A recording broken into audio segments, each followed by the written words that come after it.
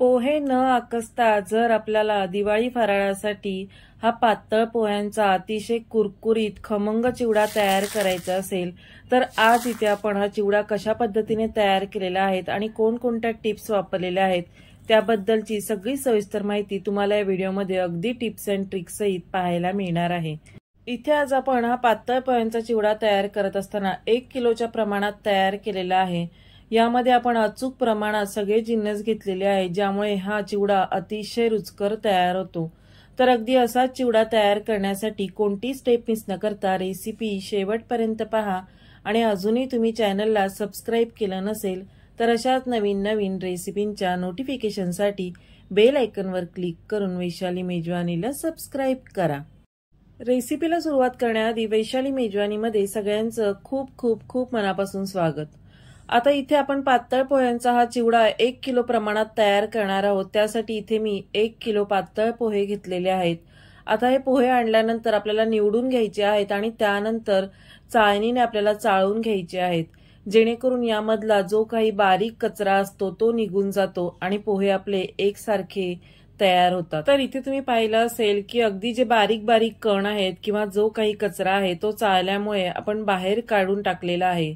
आता या प्रकारे सगळे पोहे चाळून घेतल्यानंतर आपण यासाठी लागणारा एक मसाला तयार करणार आहोत। त्यासाठी इथे मी 3 मोठे चमचे धणे घेतलेले आहेत आणि 1 मोठा चमचा बडीशेप घेतलेली आहे। आता ही मिक्सरमधून या पद्धतीने आपल्याला बारीक तयार करून घ्यायची आहे। अशा प्रकारे पूड तयार केली की आपण पोहे सुरुवातीला भाजून घेणार आहोत। इथे आपण एक पसरट भांडं घेतलेलं आहे। तर इथे मी मोठ्या आकाराचं भांडं घेतलेलं आहे कारण पोहे झटपट भाजून व्हावे यासाठी मी या पद्धतीचं हे पसरट भांडं घेतलेलं आहे। आता मंद आचेवर सुरुवातीला हे भांडं आपण 2 ते 3 मिनिटं गॅसवर गरम करायला ठेवायचं आणि मग यामध्ये थोडे थोडे पोहे घालून या प्रकारे भाजून घ्यायचे आहेत। पोहे कुरकुरीत होईपर्यंत आपण भाजून घेणार आहोत। आता इथे तुम्ही पाहिलं असेल की पोहे भाजून घेत असताना ते अजिबात आकसले गेले नाहीत तर जसे होते तसेच पोहे राहिलेले आहेत। तर हे पोहे असेच का राहिले आहेत याबद्दलच्या देखील टिप्स आपण पुढे चिवडा तयार करताना पाहणारच आहोत। पण त्याआधी एक 3 ते 4 मिनिटं या प्रकारे पोहे आपण मंद आचेवर भाजून घेतल्यानंतर एकदा चुरून पाहायचे आहे। त्याचा कुरकुरीत असा आवाज आला म्हणजे आपले पोहे छान असे भाजून तयार झालेले आहेत। जास्त मोठ्या आचेवर आपण पोहे भाजले तर ते करपण्याची शक्यता असते, त्यांचा रंग बदलतो आणि चिवडा दिसायला अजिबात चांगला दिसत नाही। त्यामुळे आपण अशा पद्धतीने मंद आचेवर ते भाजून घेतलेले आहेत। आता 1 किलो पोह्यासाठी आपण इथे 100 ग्रॅम इतके शेंगदाणे घेतलेले आहेत।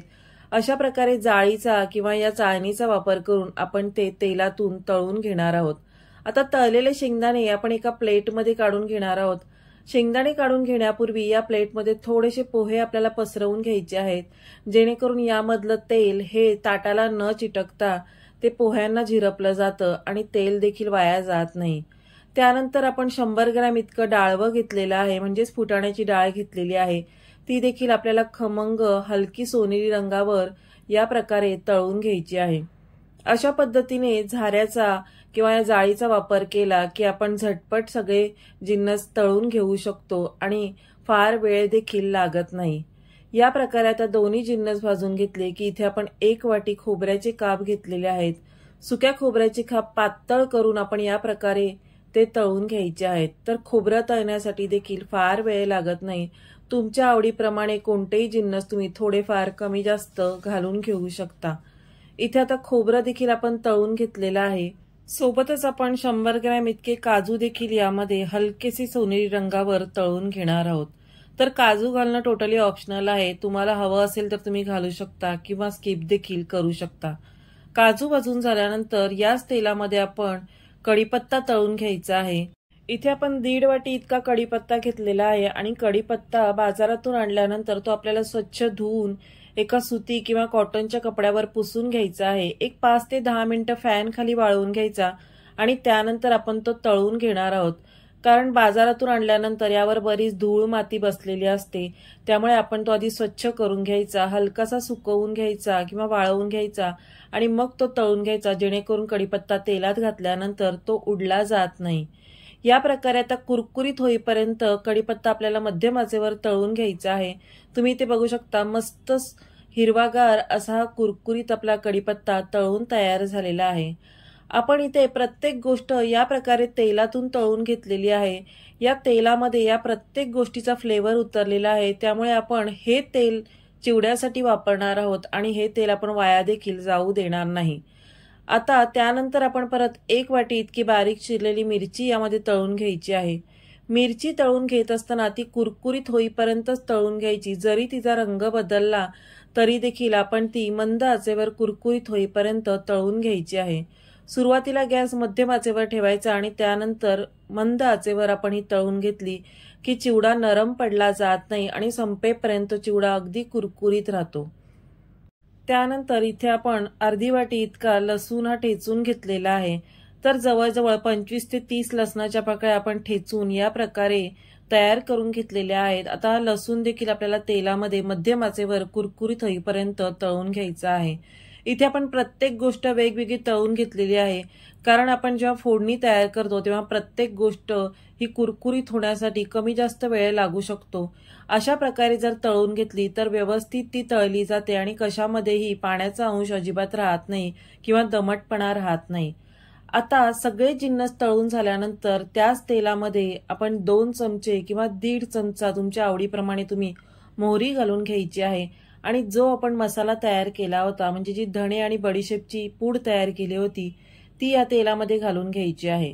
आता यामध्ये 1 चमचा हळद आपण घालून घ्यायची। इथे आपण मोहरी तडतडली की गॅस बंद केलेला आहे आणि बाकीचे मसाले घालून घेतलेले आहेत। ही एक गोष्ट इथे लक्षात ठेवायची की मसाले घालत असताना गॅस आपल्याला बंद ठेवायचा आहे, कारण तेल तापलेलं असतं। फक्त मोहरी तडतडेपर्यंत आपल्याला गॅस चालू ठेवायचा आहे। अशा प्रकारे फोडणी तयार करून घेतली की मसाले करपले जात नाहीत आणि चिवडा अतिशय खमंग तयार होतो। या प्रकारे फोडणी तयार करून झाली की ती आपण बाजूला ठेवायची आहे आणि त्यानंतर आपण जे पोहे भाजून ठेवले होते त्यावर आपण तळलेले सगळे जिन्नस घालून घ्यायचे आणि शेवटला यावर आपण तयार केलेली फोडणीही घालून घेणार आहोत। आता ही फोडणी घालून झाल्यानंतर सुरुवातीला आपण हलक्या हाताने सगळं मिक्स करून घ्यायचं आणि आपण सुरुवातीलाच यामध्ये मीठ न घालता शेवटला यामध्ये मीठ घालायचं आहे, कारण याला पाणी सुटण्याची शक्यता असते किंवा हे मिश्रण गरम असल्यामुळे मीठ सगळीकडे लागलं जाणार नाही। त्यामुळे चिवडा थोडासा कोमट झाल्यानंतर शेवटला आपण यामध्ये मीठ घालून घेणार आहोत। अशा प्रकारे हलक्या हाताने मिक्स करून करून आपण हा चिवडा तयार करून घेतलेला आहे। आता इथे थोडासा हा कोमट झाल्यानंतर यामध्ये आपण 1.5 चमचा इतकं मीठ घालून घेतलेलं आहे। मिठाचं प्रमाण तुम्ही तुमच्या आवडीप्रमाणे कमी जास्त करू शकता। सोबतच इथे आपण 4 चमचे पिठी साखर घालून घ्यायची आहे, जेणेकरून हा चिवडा अतिशय रुचकर तयार होतो। या प्रकारे आता मीठ आणि पिठी साखर आपण शेवटला घालून घ्यायची आणि परत हलक्या हाताने हा चिवडा आपण मिक्स करून घेतलेला आहे। अशा प्रकारे आज इथे आपला हा मस्त पातळ पोह्यांचा चिवडा तयार झालेला आहे। पोहे आकसू नये म्हणून आपण हे 1 ते 2 दिवस 2 ते 3 तास उन्हात वाळवून घ्यायचे, म्हणजे यामधलं मॉइश्चर किंवा दमटपणा कमी होतो आणि पोहे भाजत असताना आकसले जात नाही। सोबतच पोहे भाजत असताना जर तुम्हाला तेलाचं प्रमाण जास्त हवं असेल तर तुम्ही 1-1 चमचा तेल देखील पोहे भाजत असताना घालू शकता, त्यामुळे देखील पोहे अतिशय कुरकुरीत तयार होतात। इथे तुम्ही पाहिलं असेल की आपला चिवडा अतिशय खमंग आणि कुरकुरीत तयार झालेला आहे।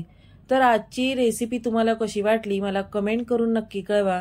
रेसिपी आवडली तर व्हिडिओला लाईक नक्की करा, सोबतच तुमचे मित्रपरिवार आणि नातेवाईकांमध्ये देखील नक्की शेअर करा आणि अशाच नवीन नवीन रेसिपींच्या नोटिफिकेशनसाठी बेल आयकॉनवर क्लिक करून वैशाली मेजवानीला सबस्क्राईब करा।